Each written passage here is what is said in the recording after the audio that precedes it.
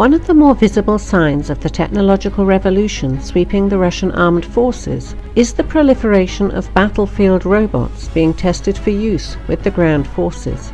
The range of programs suggests this is a high priority for the Russian Ministry of Defense, and the existence of such weapon systems is indicative of the importance being placed on implementing the digital revolution in the armed forces to make them capable of waging net-centric warfare relying on small units operating independently without a well-defined front line.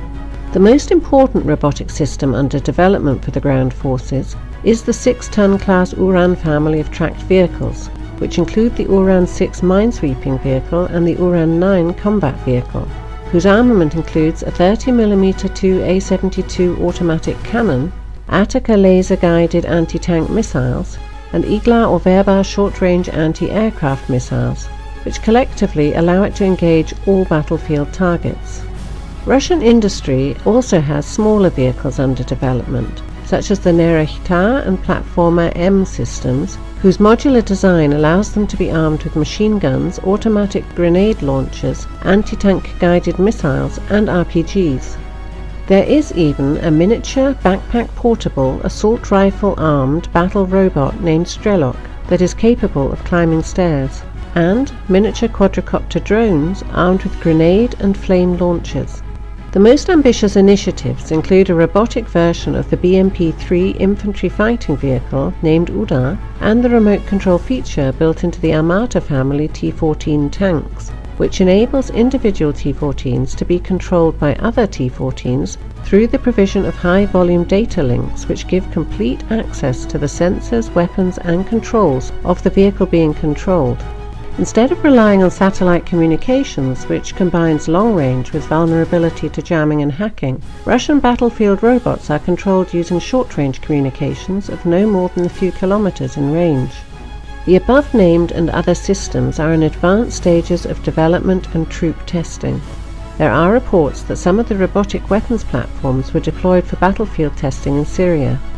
While the reports of them spearheading assaults on jihadi positions in Syria while under control by Moscow-based operators are likely exaggerated, battlefield robots are being developed to perform two kinds of missions. The comparatively small size of modern armies means that stable front lines will be rare in future warfare. Even the small in size Donbass theatre of operations has a front line consisting of checkpoints, fortified positions and garrisoned towns, rather than continuous trench lines, which presents both sides with opportunities for infiltration. It means that every unit has to worry about providing its own security and protection, both when occupying permanent positions and on the march. And the robots can provide that capability by performing surveillance and patrolling roads to discover ambushes and roadside mines. The other mission is overcoming prepared defences, including in urban terrain. The lethality of modern weapons means that offensive operations against opposing units in strongpoints or urban terrain are likely to suffer many casualties. While such resistance can be reduced through massed artillery or aerial bombardments, such tactics also cause unacceptable losses to civilian population and damage to infrastructure.